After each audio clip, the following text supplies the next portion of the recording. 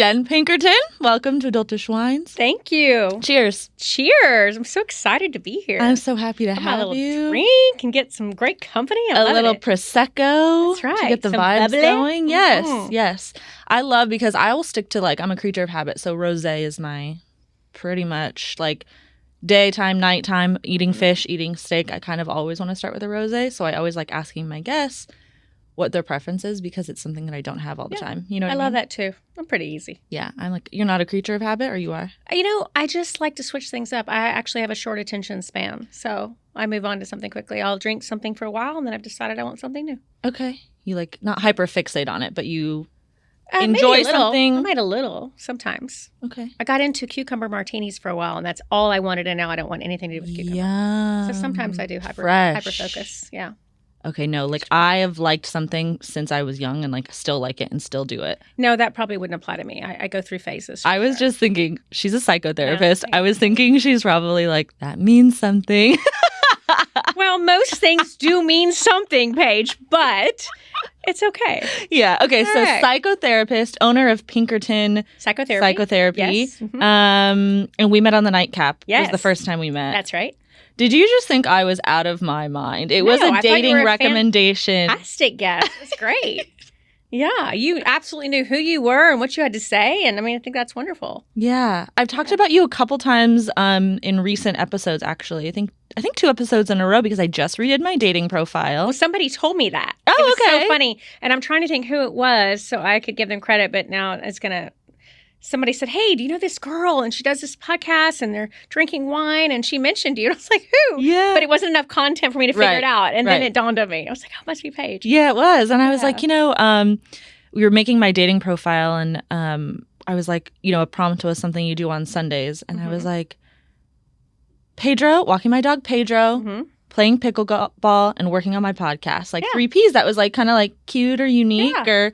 Little alliteration. A little something different. So, yeah, you've been in my mind. Love it. Yeah. So do you have any specialties in your... Yes. So I primarily focus on relationships and sex therapy. Okay. So anything about connection. I'm really a connection expert. So anything that's about how we connect with other people relationally is really my jam. Mm-hmm. My practice, I have a lot of other therapists that work there as well that have their own specialties, but that's what I personally do. And I also have a podcast too where I talk about that sort of thing. REDHEADREVEAL. That's right. Redhead Reveal. And I'm a speaker. I speak at a lot of different events about relationships and trauma and our attachment wounds. So, yeah. Okay. And what is the difference between a psychotherapist and a therapist and they're a very similar. psychologist? Well, it's all different levels of education and specialties, really, but they're all wonderful. You need some help, you go find somebody. There's so many different choices of things, and a lot of it just means the track of programming you're on when you're studying in school. Okay. And then how much maybe extra school? Because a psychologist and a psychotherapist, you can prescribe? No, the only person that can prescribe is a psychiatrist. Psychiatrist, sorry. Yes. Mm-hmm. Okay. So other than a psychiatrist, the rest of the group is pretty much all can treat people with a lot of different presenting concerns, whether you're an LPC or an LMFT or an LCSW. It gets very complex. So yeah. But overall, it's really whether you can prescribe medication or you cannot. So. Okay. Recently, I do go to therapy. Yay, I love hearing that. Yay. Love it, love it, love it. Recommend it a million times over. But recently, I think I was telling a story to my therapist and I said, I won't say her name, but I said, Dr. blank blank. And she goes, I do just want to correct you though. I am not a doctor. And I was like, okay, well, that's fine. It didn't mean anything to me. And she's like, it might not mean something to you, but just so you know, I just want to make sure you know. She did the right thing. Yeah. I am actually almost completely done with my PhD, and I will be a doctor. Oh my gosh, and my congratulations. PhD is in clinical sexology. So it's just an adjunct to the same thing I'm doing, the same work on relationships and sex. Just makes you a bigger expert. Basically, you just know more and more. And I just like the title too. It's fun. No, that's worked really a hard huge to earn accomplishment. It, so, yeah. How did you get into this field to start with? How long have you been doing this? Well, it's an interesting story because I did not set out to do this at all, and I did it later in life. For most of my life, I've been a writer, a freelance writer, and I would write about relationships and social musings and other things. Yeah. And just enjoyed writing. And I decided to go back and get my master's, which I had started when I was much younger, before I had children, in psychology. And then I decided my kids are older, they're in high school, let me go back. And then when I actually went in that, I thought I was just going to get those credentials to maybe command a little higher price point for my writing and have a little more credibility and validity. But I loved the act of holding space for someone, attending to somebody else on that personal basis. And it totally shifted gears for me. Yeah. And then I decided that I wanted to actually do this, be a psychotherapist. I wanted to open my own practice, and kind of the rest is history. And so, it was an interesting path for me. And I think for me personally, to do it later in life gave me an added edge of my own life experience and my own traumas and my own healing journey that I had. And I think that makes me uniquely positioned to really look at relationships differently with my clients. Yeah, that's amazing. Yeah, so and love it. Love what I do. Yeah. I mean, you have to. Like, you sit and listen to people and help them. Like, that's a lot of energy that comes, right? It is. But there's so much to be had from it. I think the degree of accomplishment when you recognize that you're helping someone see the world differently, to broaden their perspectives, to learn new tools.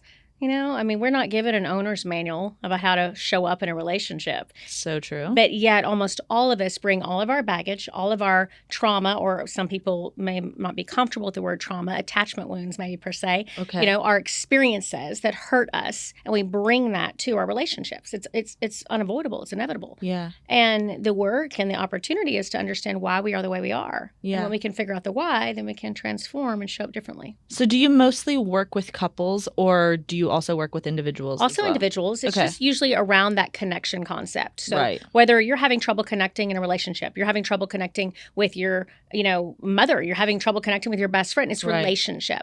Anything that has to do with that connection with another person. Oh, I am so excited. I have some personal questions. Bring it on. Not that we're going to therapize me the whole time, but educational purposes only tonight. Education. Yeah, my disclaimer. I've been through it. I've been through it. And my therapist once told me, I don't know what we were talking about. And she's like, well, you've been through some trauma. And I was like, the only trauma I've been through was the mass shooting. And she was like, you have multiple deaths. That is all. Way to minimize trauma. That. Just I know. But to me, it's no big deal. It's just. But so many people do that. So many people minimize their trauma. So many people don't want to really recognize the impact it has, on you. And it does. And it impacts you relationally. I mean, I think the definition of trauma is challenging in itself for a lot of people because just like you're saying, you don't want to grasp onto that concept. Yeah. But generally, trauma, in my at least definition or my viewpoint, is it's anything that exceeded the body's ability to cope with that at the time. So, your window of tolerance, what was exceeded, whatever you experienced was something more than you could handle. And so it traumatized you, and it's how it affected your body and how it affected the memories surrounding that. Okay. Are you familiar with EMDR? Oh, absolutely. I love EMDR. It's the gold standard for trauma. Do you? I offer it. I have someone in my office that actually is the highest level you can get from that. But it's wonderful. If you have PTSD, or if you have a particular core memory and issue and problem surrounding a traumatic experience, EMDR is beautiful. It's a wonderful tool to use. And I've heard two that I know of, two specific successful journeys with EMDR, and just both. One person was so skeptical going into it. Their normal therapist recommended it, and they just saw absolutely night and day difference. It is. I mean, I think any modality, whether it's EMDR, whether it's you're working with brain spotting, whether you're trying to do CB2, it doesn't matter the modality. I think the idea is I recognize that I'm being limited in life and I want to get some help for it. And then you go see somebody that's qualified and they're going to help you figure out the best path for you. What's going to work the best for you. Yeah. Do you find yourself, little self-reflection for you. Okay. Do you find yourself therapizing friends and family and your partner? I think it's hard to leave behind what you do every day. And it's hard. You can't unknow what you know. But, and that's a big but, I'm not going to have a very successful relationship or friendships if I'm constantly doing that. So I really try to turn it off. Yeah. I want to actually have those boundaries in my life to really separate that. But you can't know what you can't unknow it. It's like I know it. Right. If I see something unhealthy, it's very difficult to not recognize that dynamic. But I don't want to bring it home and apply it to everything I do. So I try to have that boundary. On the flip side, do you get a lot of maybe family or friends kind of coming to you, looking 100%. Okay. The unpaid therapist concept, for sure. Yeah. But, there's a reason that licensed therapists don't treat friends. There's a reason. Because you need to have that boundary in that space. Now, it's one thing to be my friend or someone close to my life for me to say, hey, I see some shit. You need to go see somebody. Yeah. Sure. That yes, I do that often. But I try to separate it as much as I can. Okay. Yeah, that would be hard for me to do. Yeah, I actually do feel like, self-reflection for me, I feel like I have a hard time. Like, I'm always pimping out therapy. Not specifically my therapist, but if somebody says something, I'm like, I did talk about this in therapy, and it's worth looking into, people like the connections you make. I think that's what so many people don't realize. They think, oh, I don't want to unpack all my shit. I don't want to do it. It's overwhelming. I'm scared. But the perspectives and the way you can look at life differently. And once you start on the path of a healing journey, it's just like what you're saying. You see it everywhere. You begin to see this is how things work. These are the connections. This is the, this equals this. And now I know why I'm doing this. And then you see it in your friend. I know why you're doing that. Yeah. I'm telling you. It's wonderful. In my current journey right now, maybe the past 6 months, pretty much every time I leave the office, my therapist says to me something like, look at you. Like, this was not you a year ago. I love that. And I'm saying that like nobody likes a bragger. I'm bragging a little bit, but it is the most rewarding. And it's hard work. Like, it is. Going there talking about hard things. And I just recently told her too, like, okay, my live show is over. My 100th episode live show is over. I have room to go back to my childhood. We can start that again. Yeah, some inner child work. Yes. That's a journey for everybody, I think. Everyone can benefit from some inner child work. Right. Even if you had a seemingly normal childhood. Well, it's not about blaming parents. Most parents did the absolute best they could with what they had. Right. And, people can still have experiences basically that felt not okay with them, or maybe they took away something from that. I'll give you a perfect example. You may have this beautiful family full of love and attunement and connection, and there was no abuse, there was nothing unhealthy that you could see. But maybe that child felt as though when they felt the most loved was when they had straight A's. Mom and dad were happy, they glorified them, they got a lot of attention. Parents are doing nothing wrong. But that child might grow into an adult that feels like, if I'm not performing and I'm not on my A game all the time, I'm not worthy of love. Yeah. Those kind of connections are so important to understand, because then you know what you're bringing to the table. Then wait, I'm actually wired this way, and I have the opportunity to kind of shift that, because nothing's permanent. What we think and feel, we're a product of our modeling and our experiences, but we have the ability to grow. Neuroscience gives us this ability to form these new neural pathways all day. We can learn something new all day long. So nobody has to stay stuck. That is so cool when you think about it. I think it's inspiring and exciting. And I wish more people would kind of grasp that idea about it and not be so afraid. So much of it is like dating, though. You got to have the connection with your therapist, just like you have one with yours. And sometimes you have to see a few before you find somebody that you have that great rapport with. Yeah. Well, finding one, I'm on my second one, but I did live in California, so it was a different place. But both times I sought out a therapist, it was in the middle of a trauma or right when a trauma. And I'm telling you, that's the worst time to go look at. It is. Thank God I had my friends and family push me to get on Google and search and find and get one. And if you don't like it, try again. If you don't like it, try again. Right. But it was an incredibly large stress to have on top of whatever else was happening in my life. So I highly recommend just getting one and starting that process now. For sure, because you can use it preventatively. Yes. You can go through periods of your life where right then you need to see someone often, and then maybe later not so much, but you have a relationship established with somebody that knows you. Yeah. And it makes it a little easier. But the relationship is so important. Luckily the first, when I found I liked, and then when I moved here, I liked. But yeah, I mean, and it's, people feel weird about it. Like, I don't want to, break up with them. I feel weird that I didn't like. That's fine. Any therapist will want you to do what's best for you. I Yeah. mean, that's what it's about, Yeah.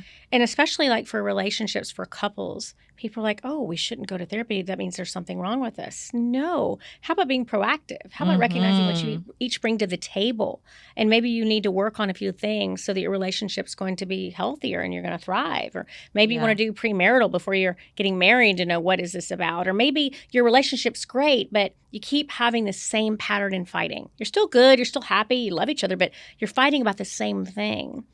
If you go get some help on that and you get some tools that we are not provided in any other way, Right. then it feels really different. Yeah. You know? Do you see couples individually?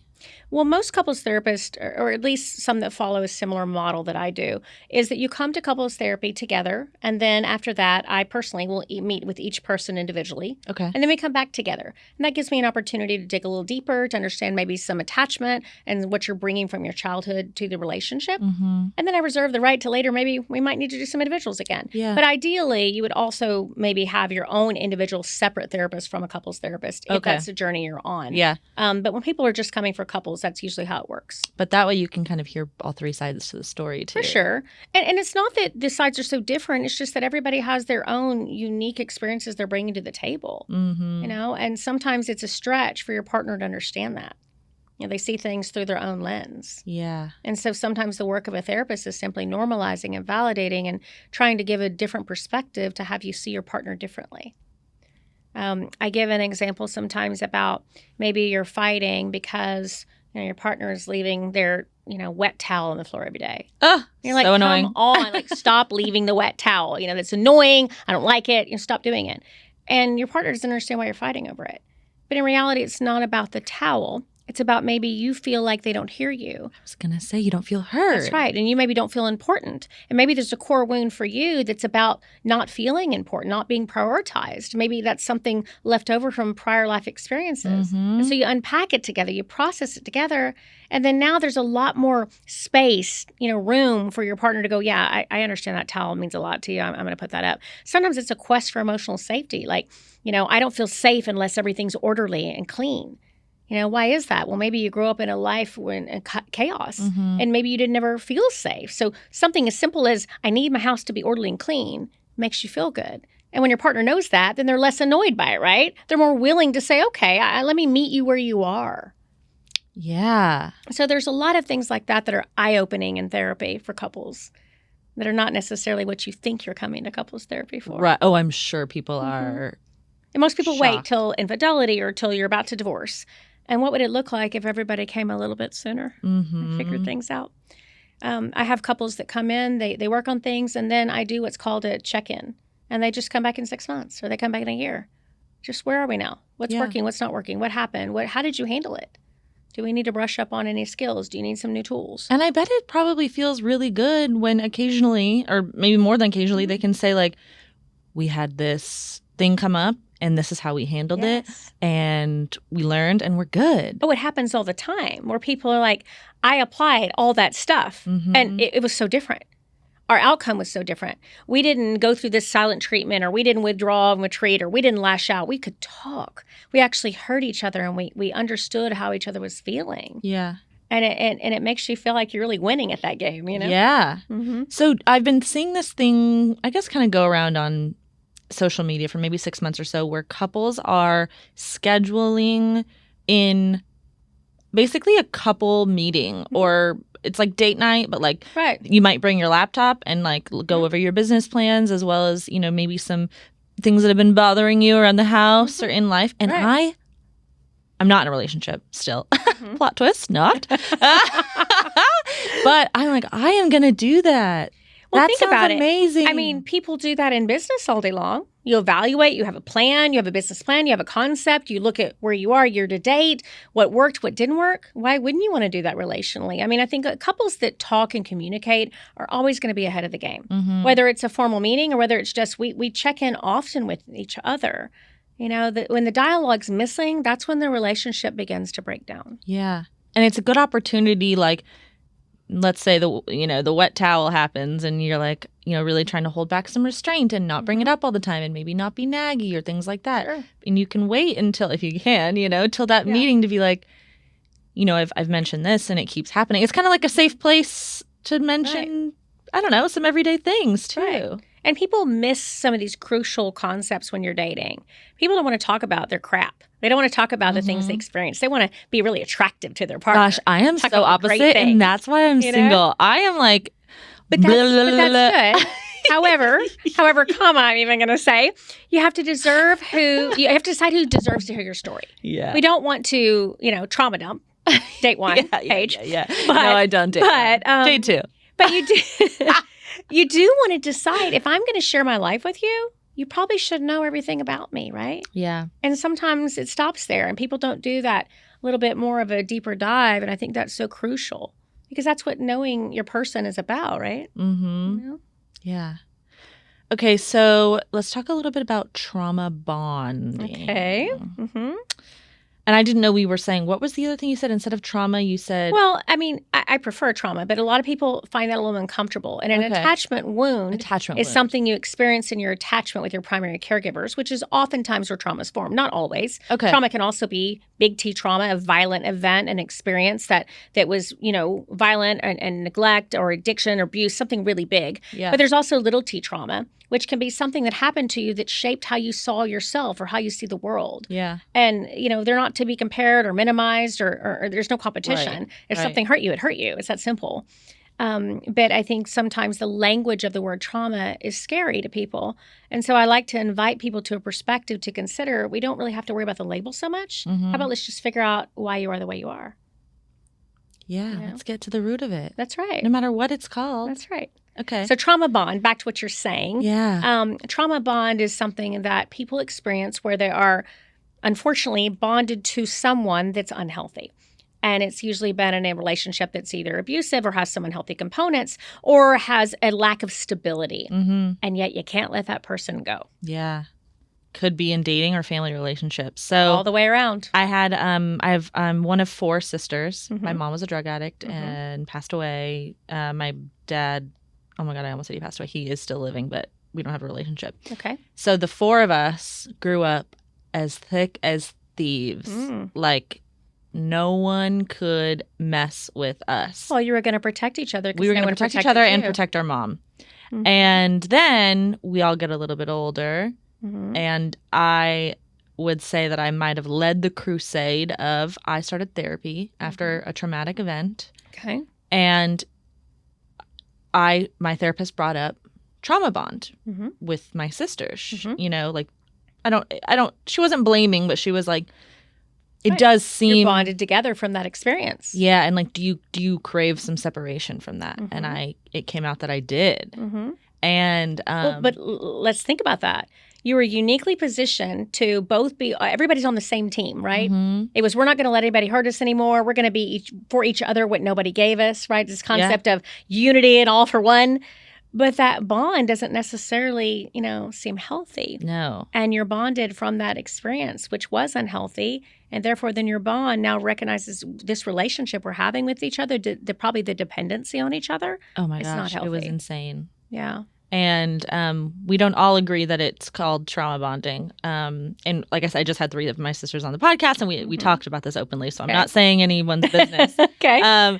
But for me, it's very clear that it was. And I had a lot of apologizing to do in that, in the way that I acted, as feeling so connected to you that I'll do anything. I will get on a plane in 2 seconds and come rescue you. You didn't need rescuing. You needed someone to talk to. Maybe you needed to be the person that rescued, though. Oh, yeah. It felt good to you. Oh, yeah. But that's who I was as a child. I was the youngest, or I am the youngest, and I was always beep-bopping around entertaining, so no yelling or fighting was happening, and I only really received love when So that was your role. That was my role. Yeah. If we sat down the table, my grandma made dinner and she would say like, oh, I forgot the napkins. I was out of that seat getting napkins so quickly to make sure that everyone was happy and, and so I just think it's such an interesting. So is people pleasing? Oh, yeah. For you? Yeah, but I'm a recovering people pleaser. Good. So 5 used years. to fawn. Fawning was your trauma response. And tell me about fawning. Fawning is basically people pleasing. Okay. It's there's 4 main trauma responses where people, when they're triggered or something, they become reactive to an experience, they'll either fight or they will freeze or they'll flight, which means basically busying themselves into something, or they'll fawn, which is let me fix, let me people please, let me adjust. Fawn. And those are the 4 main ones, and people can have one or a combination of them all. Right. But it's where it's your go-to, your wired go-to response when you're faced with something that is triggering and reactive to you. Mm-hmm. Yeah. You're a fawner, but now you're a recovering fawner. I am. And it took a lot of work. Absolutely. And a lot of my relationships ended because of it, unfortunately. Or well, your role changed, right? Yeah. You weren't serving the same need anymore. Right. Mm-hmm. And some people didn't like that. Yeah. But I look back and I think, I'm a better sister. I'm a better employee. I'm a better friend. Mm-hmm. I'm a better human Mm-hmm. because I've stopped people pleasing. Absolutely. Because now you're showing up as your authentic self. Yeah. People pleasing, you're not authentic when you're doing that. You're Right. in a role to try to fix. Yeah. You're in a role to try to make everything okay. You're living in this yellow color of hypervigilance where you're just unsure about everything and let me make sure everything's good. Oh my God, I just wasn't breathing for like a minute and a half because I was like, I think I was like feeling myself back there. Mm-hmm. And so that's great work that you've done to be able to see that, to self-reflect, and to decide to shift into something different. Yeah. But how amazing that is for you to share with other people. Yes. You're able to do that. And everyone It can is be truly done. able to grow. It's such a misnomer to think, oh, I'm going to go and nothing's going to happen. It's not true. If you go and you put, you're going to get out of it what you put in it. Right. But if you decide to put forth that effort, you are going to see change. You're going to feel differently. And it's such a beautiful experience when that happens. Yeah, I'm telling you, it is freeing and like just bricks come off of you. Yeah. It's hard. The weight comes off. The process of like how I said some of my relationships were ruined and trying to figure those out and hang on to them a little bit and, trying to restructure how we can do this life together was really hard. And I mean, absolutely. Actually, one of the reasons why I started this podcast, just like basically the purpose behind Adultish Wines is like, if we just knew a little bit more about each other, like, yeah, we're whining, but like, we're just relating to people. Right. We're just like sharing stories. If people knew a little bit more about each other. We're connecting. Yes. Who are you? What makes you human? That's right. And maybe someone who's never, I'm sure people hear people pleasing all the time, but like, wow, she sounds like she really made it through the other side. Maybe I'm going to go check that out. Like, I don't know. That's. Yeah. And the key to doing some of that work is to feel it in your body and to have this mind-body connection. And so many of us go through life without ever connecting with our body. We're just in this automatic response like robots. And that's really no way to live. Yeah. What about when you really can be connected to your true self and you know who you are and you're kind of returning to the person you're born to be? Yeah. And I think that's pretty awesome. Thank you. I will say, people-pleasing as far as dating goes. Whole other ball game when we're talking about dating. I think that I'm still struggling with that a little bit. I, at my core, I never want to disappoint someone. Like, I love when people are happy. I think that's why I like to entertain. How can somebody, me, practice getting out of that as far as that romantic dating goes? Like, I'm a giver. I'm a doer. I'm gonna do it before you even need to do it. So you'll never need to do it. So you'll never do it for me.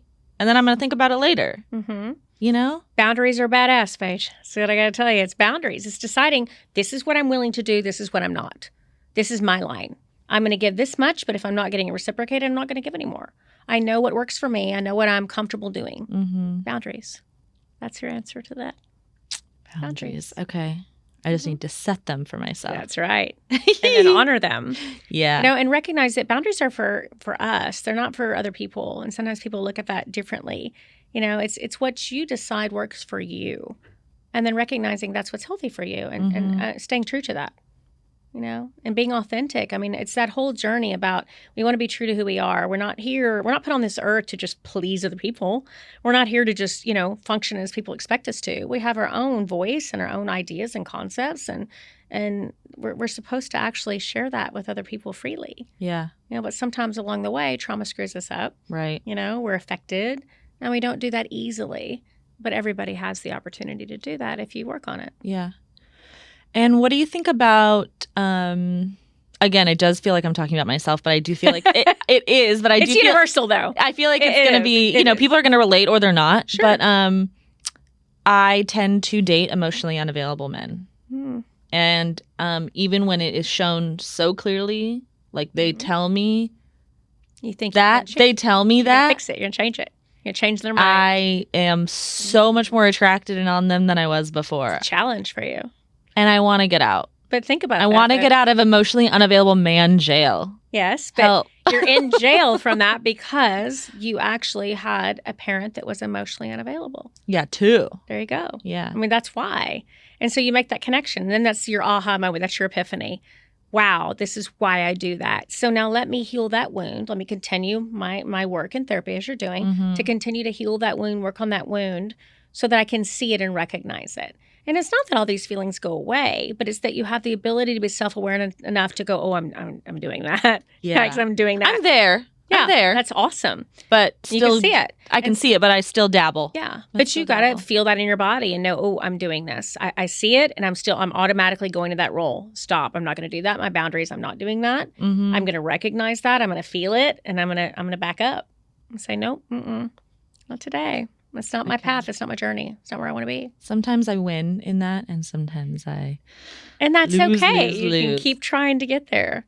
You know, this whole idea that we get one chance, I think is crap. You know, it's not one chance in life. We have so many opportunities to have do-overs. We can do over all the time. Yeah. And I think that's the better way and the healthier way to look at life. Okay, there's hope. Absolutely. 100%.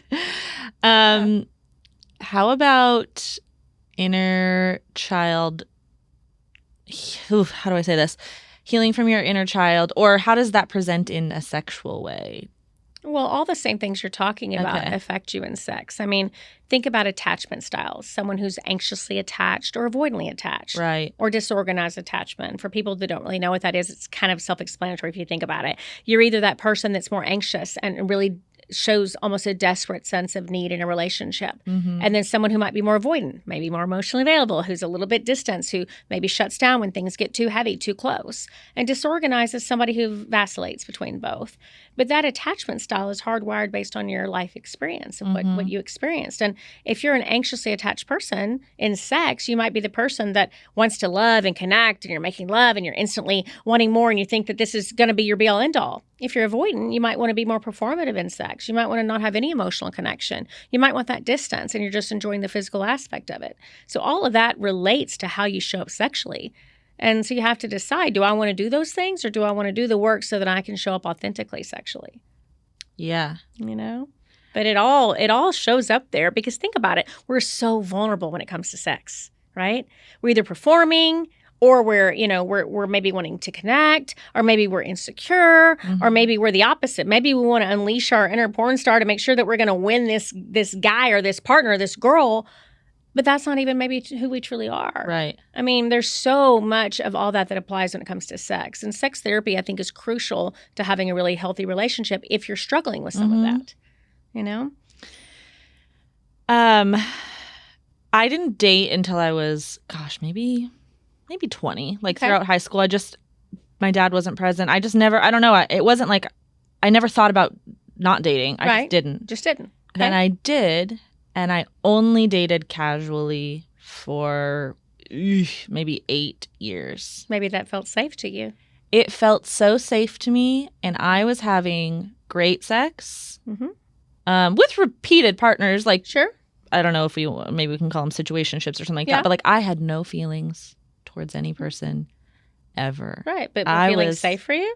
Huh? Were feelings safe for you? Had you not been just learned that your relationship with your parents' feelings weren't safe? Yeah. Why would you want to feel? Think about that. Yeah. So a lot of people, I'm 34 and I've been in relationships for sure. I've dated people for many months at a time, but there have been times where people have asked me questions about maybe being a boyfriend.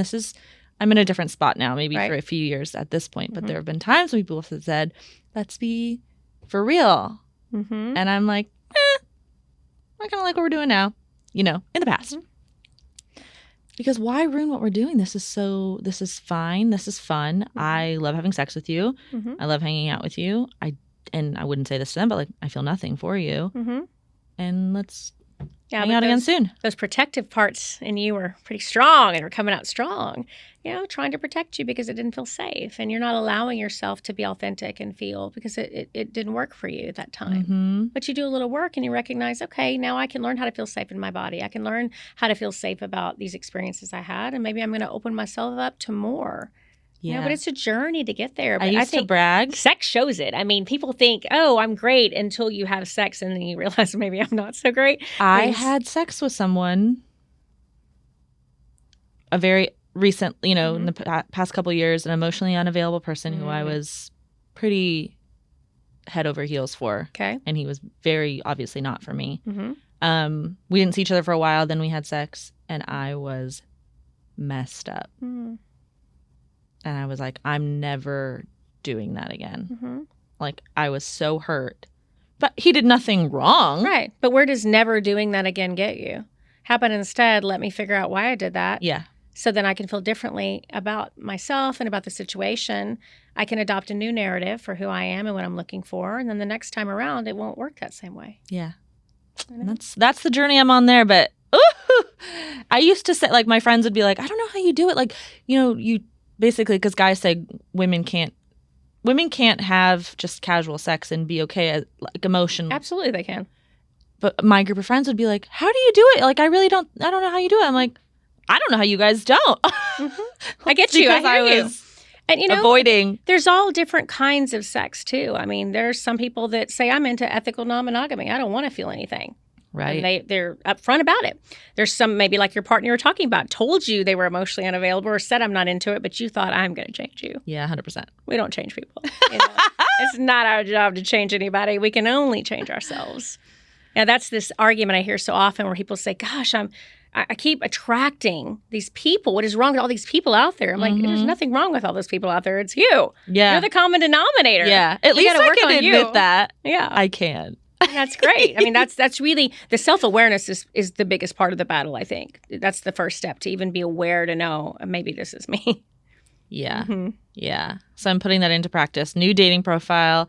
And I am really not trying to look for, because I'm really big on height. Everyone's so sick of me hearing that. It's just me saying this. I'm 5'10", so. But that's okay to be interested mostly in a tall partner, but you don't want to preclude yourself from meeting somebody amazing just because of that. I mean, Yeah. But I want to put it to the side a little bit. I want to try. I love that. It's growth for you. I'm trying. Yeah. And I'm just trying to be just like looking more into their profile. Like, did they fill out the prompts? Did they take the time? Were they intentional? Or are they just putting, I don't know. It might tell you a lot about how they're going to show up for you, too, if they're not intentional enough to even complete a profile. Yeah. But I will say I used to be very judgmental about people's dating profiles. So if they put too much, I'm like, oh, my God, like, write a book like that. So, like, I have work to do. Sure. I mean, as well. I would much rather see somebody that has said too much than too little, because of too much, at least, they're trying to put themselves out there in an authentic way. You have a much higher likelihood of actually connecting with somebody on a very real level if they know who they are enough to be able to articulate it. Right. Maybe the person that says very little doesn't really know who they are, so they're not really able to share that with you. Yeah. And if they don't know who they are, you're not going to figure out who they are either. Definitely not. Yeah. Are there any, skipping around a bit, but just because we're talking about dating profiles, are there any, I don't know if you would use a red flag. Would you use red flags as a term? Absolutely. Red and green flags. Absolutely. Okay. All day long. That's not toxic. No. I mean, people, there are red flags that are for some people and not for others too. It depends on what your boundaries are, what you're looking for. If you're somebody that says, I'm not looking for a relationship, then somebody that says, I'm not either is not a red flag. I mean, that's not a red flag for you. That's what you want. Right.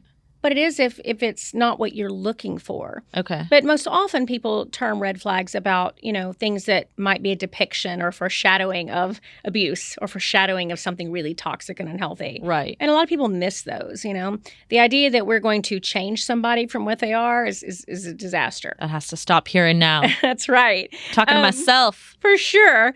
I think that it's important to understand that. Sometimes people will see a lot of jealousy and be like, oh, they're crazy about me. They're so jealous for me. No, if somebody is jealous, that is their issue. Stop, back up. No, red flag.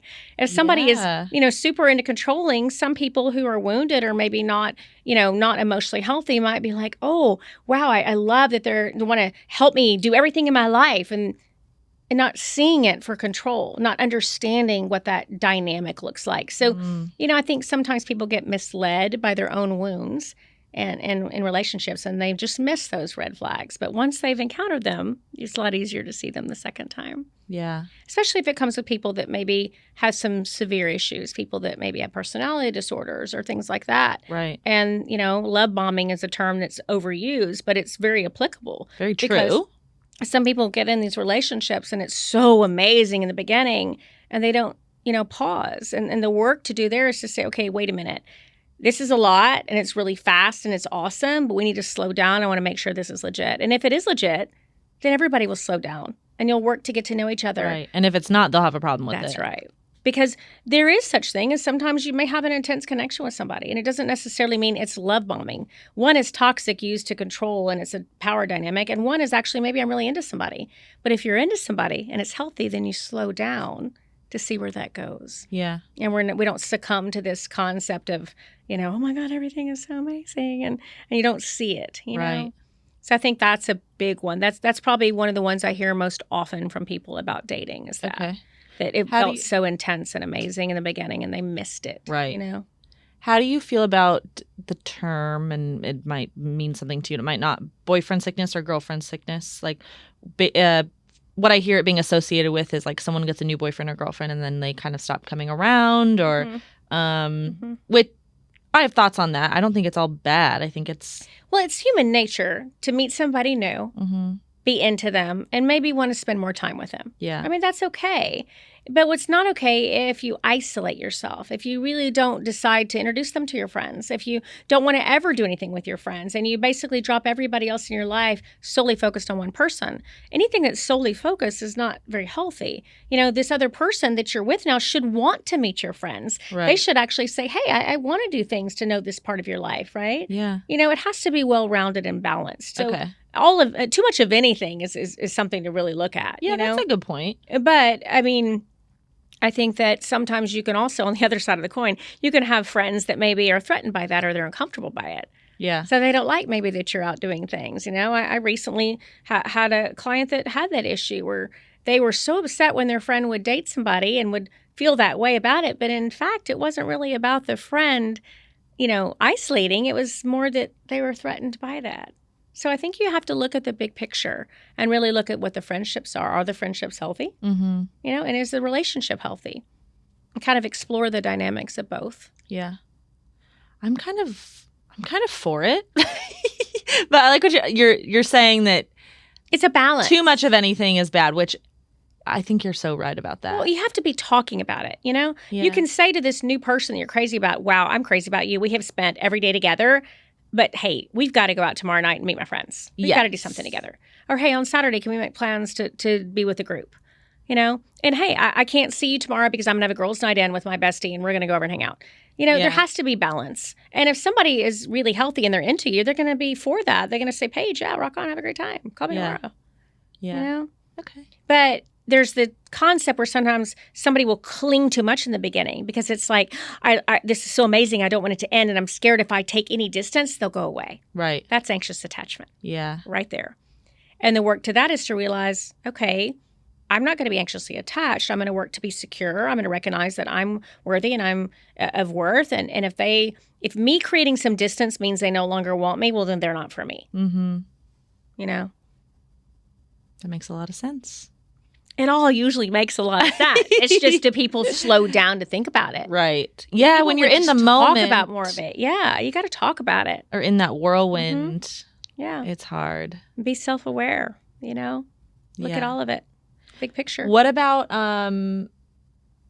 balancing? I have a podcast. Mm-hmm. You're a busy girl. Are you familiar with Dr. Viviana? Yes. Okay. Mm-hmm. But on the nightcap. She's great. Yes. Yeah, love her. So she tells me that I cannot be I cannot. She says that she wouldn't recommend that I be in a power couple with somebody else who does maybe a similar type of thing because we need to each have our room for each other or for that. Mm-hmm. Do you see power couples working a lot in the... Well, I think our definition of power couple might be different, though. When I think about a power couple, I'm thinking about two people that are emotionally healthy, because I'm not going to think anybody is powerful and amazing if they're not emotionally healthy. Right. So first of all, to me, they're emotionally healthy. And to me, maybe they're both on this quest to achieve all their dreams and goals in their career, both personally and professionally. Okay. Well, that's beautiful. Yeah. But if there's also that you're both competing, you're both trying to achieve the same thing. Maybe there's not a lot of connection because you're both too busy. I mean, you have to explore all that. But I think that the key to that is defining what does even power couple mean to you. Yeah. But I think what Dr. Viviana might have been suggesting was that, you want to make certain that you're not in competition with somebody. You want to make certain that, that you're both can be on a healthy path and, It depends on what you're looking for, though, Paige. If you're saying, hey, I want to have my own Great little question. world, somebody has their own world, and we're on our own paths, and we're going to come together sometimes, that would work. I mean, it just depends on your unique interest, because everybody wants something different in a relationship. There's this idea we all just want to be in one. That's not true. Mm-hmm. Everybody has different things, different drivers of what motivates them, what makes them happy, what fulfills them. Yeah. And you have to figure out what it is that you want. So then you can go get it. Well, I recently got a dog, and he has been, I'm like, kind of like, I don't even need a man. I love it, though. Pets are awesome. I'm a crazy cat lady. Are you? Yeah, I have Sphinx Yeah, cats. but you also are married. That too. Yes, but he works a lot, and so do I. Okay. And, we both have a lot of our interests, too. But I like those cats. I just feel pretty special. I just feel like that's the companionship I want and need. But that's okay for right now, if that works for you. No. But just because it's now doesn't mean it's going to be that way tomorrow. No, it's not. I'm mostly joking. Like, I really am joking, because I actually, I think what I want at the end of the day is companionship. Mm-hmm. Right. Well, you want to be seen and heard. I want to fundamental be seen need. and heard. Yeah. And I want to be in love. Feelings, if you have the euphoria, what is it for you? Define it for me. Yeah, it's the euphoria. It's the kind of I don't know if this is good or not, but like we're untouchable together feeling. Us against the world? Yeah. But I mean, I don't know. I don't know how to explain it. It's important to figure out what you want. It's important to be able to articulate it. So, you want to be, if you can't tell it to me, how are you going to tell it to somebody else? Yeah. You got to be able to say, this is what I'm looking for. I want to be able to count on someone. Yeah. I want to make someone else happy. God, that's me people pleasing. But that makes me so happy. It is okay to want to be a partner where you feel like that you are also making your partner happy. That's okay. Yeah. But it can't be where you're betraying yourself. It can't be that Right. you're betraying your own instincts and your own needs Mm-hmm. for somebody else. We're not sacrificial lambs. That doesn't work. So there's a fine line between them, and it's back to balance again. I feel like in the past few years, I've been hearing of people starting families with their friends rather than a romantic partner, and also people really drastically going against their usual type and knowing that they're marrying this person because they're amazing for ABCDE qualities, even though I'm not, sexually or romantically attracted to them. I'm going to live a good life. What are your thoughts on that? It's a big one. And before you go, thoughts on it. I don't see myself ever getting married unless I'm madly in love with somebody. Like, I really would rather be single in the city, bopping around 90 years old, rather than be with someone that I just kind of like. Yeah. And that's what you decided. That's what you figured out. That's what It's okay for everybody to figure out what their needs are. But I caution the idea of I'm just going to give up being sexually attracted to someone and having that sexual energy, because I think that's such a life force. And it's so amazing when you can have all of that. And I don't think you have to sacrifice that to have something else. I mean, the biggest problem about sex is most people, don't explore that. They don't ever, explore that. So they just think, oh, here's a relationship. We're not sexually compatible. We're done. And that's just not how that works. There's so much opportunity there to connect sexually, but a lot of people are too uncomfortable to try. But I think it's important to prioritize what's important to you. Decide these are the top 3 things I really want in a relationship. Now, going against type, like you suggested, I do agree with that, because sometimes our type that we think is our type is pre-programmed from something different, from either maybe a prior boyfriend or girlfriend, or from what we were told we're supposed to like. So going against type, I think, is a fun experiment, because you might really be surprised of who you're attracted to. Oh, that's the way I'm going to think of it. A fun experiment. That's right. I think it's about the connection with somebody. And I use that word so often because I think it's what really defines it. Do you feel connected to somebody? Do you feel this energy when you're talking to somebody? Do you feel like, wow, there is something here, And I think that's the main important part to think about. And then that added to the other things that are really important to you.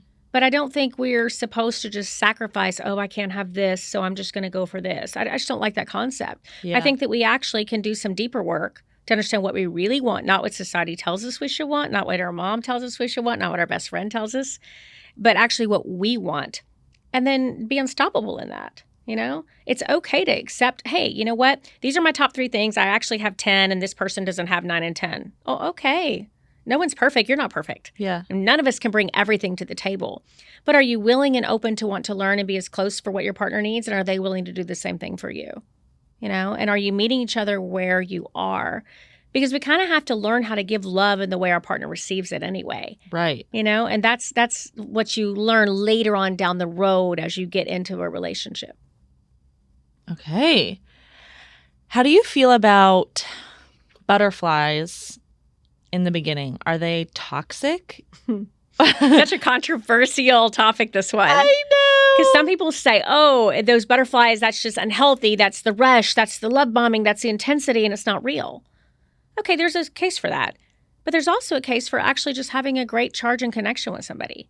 You know, I don't think it's that simplistic. Okay, so it could depend. I think you have to look at it a little deeper. Now, if you're only attracted to that feeling of, you know, you're basically hypervigilant, you're on eggshells, you don't know what to do, you're so careful, well, that's probably trauma talking, you know, and that's maybe where some of that comes from.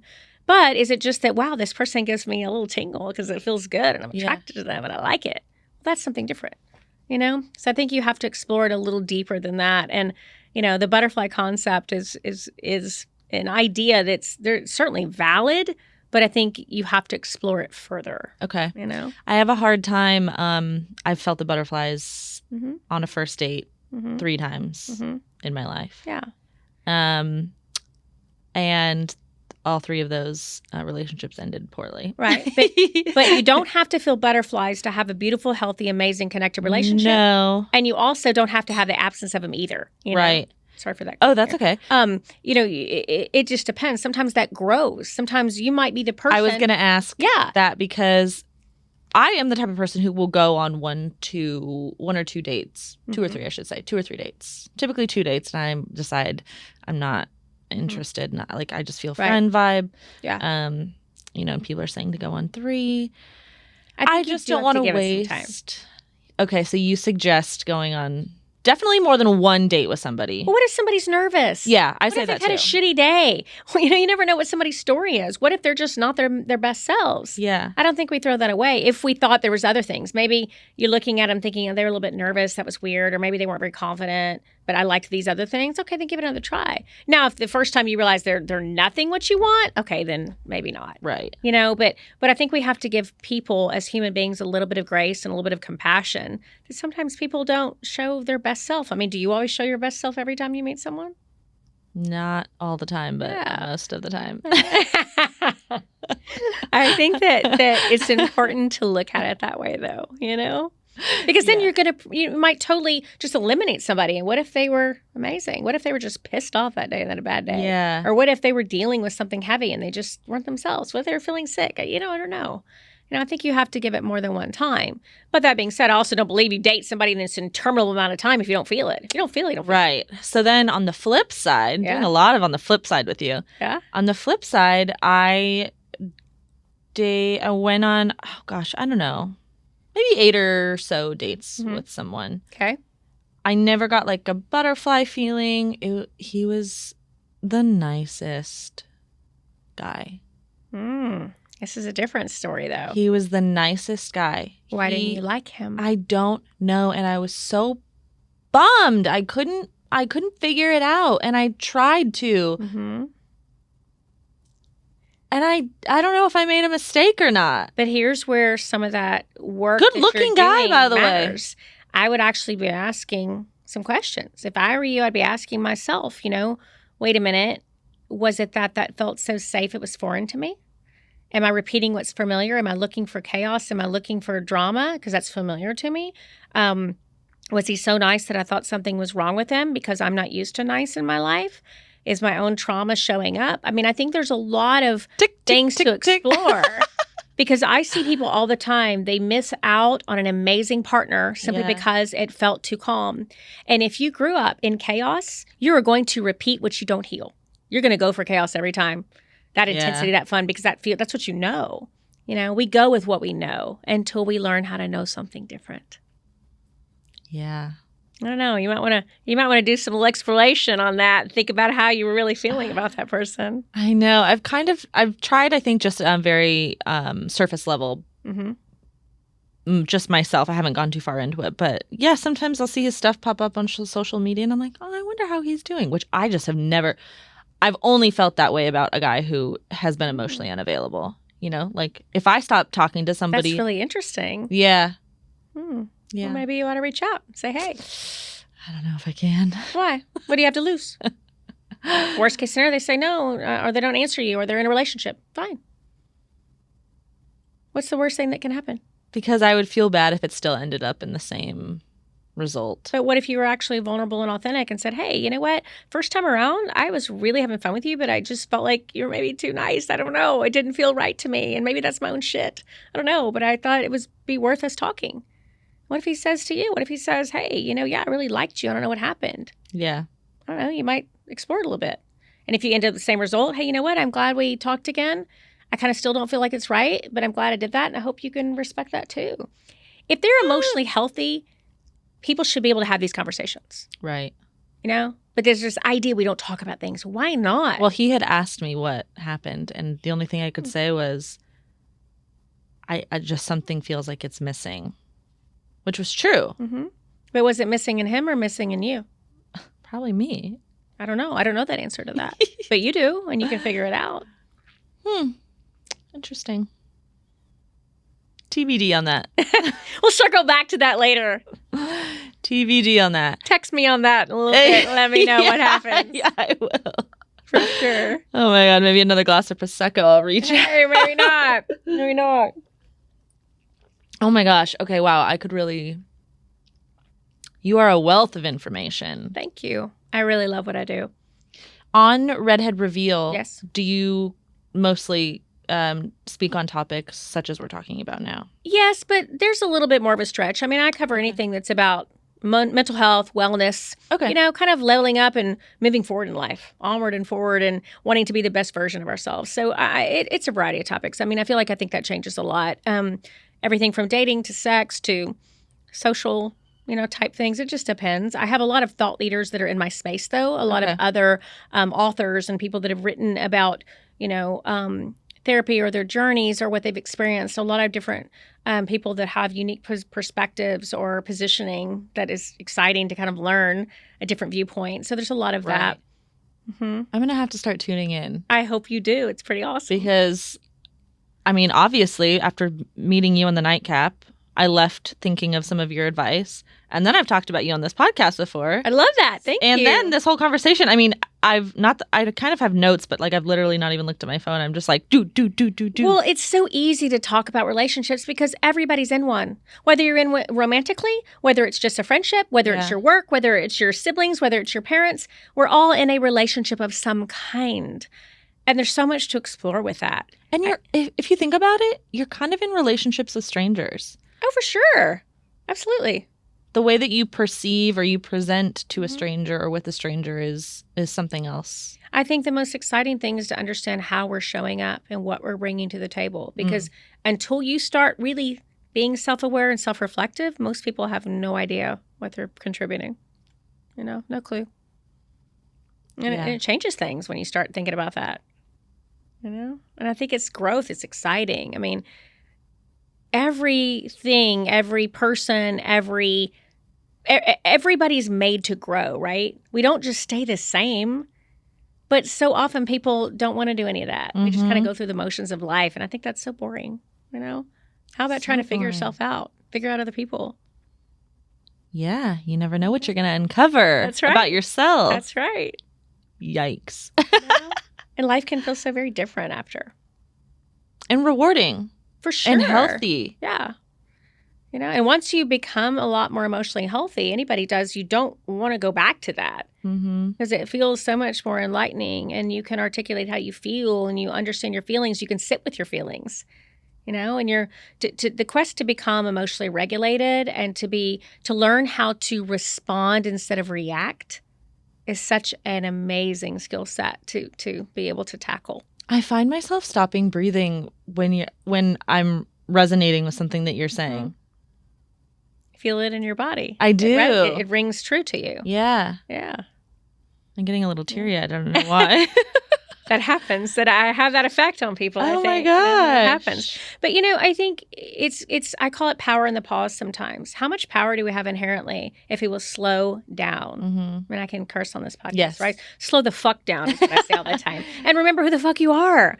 Yeah. We're these bright, beautiful, amazing people born to experience everything life has to offer. But how often do we do that? We get plagued by these worries and insecurities and concerns. And I just think there's so much more to life than that, I like that. So, cheers. I like at it.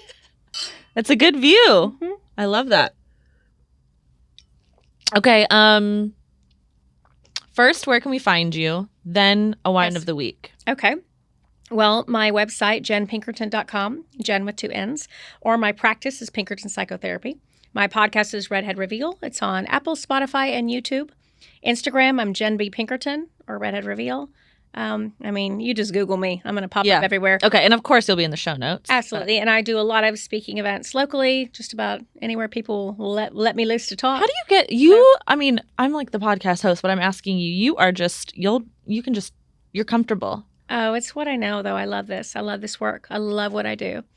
Love it. And obviously, I have so many guests that sit over there and are very comfortable too. But I don't know. It's just like a very natural but like strong ease. Thank you. That you have. But I did a lot of work to get here, Paige, and I'm very honest and open about that. I mean, I had my own experiences, my own journey. Right. And I think when you step into being fully authentic to who you are, I always say that I used to be a storyteller and now I'm a truth teller. Ooh. And I think that changes things. I have a book that I'm working with a literary agent right now, and hopefully that'll be out in the next year in 2025. And I just have a lot of exciting things in the pipeline, doing what I do. And I love being this change agent for people and how they connect with others. That's really beautiful. Thank you. I hate to end with the wine of the week. Okay, wine of the week, though, but I'll give you one because I have one. Because everyone can wine. I know, and I heard on the podcast when I listened to some of your other ones that was a thing, and I thought about it, and one instantly came to mind, and it's so on brand for me and what I do, but this is my wine of the week.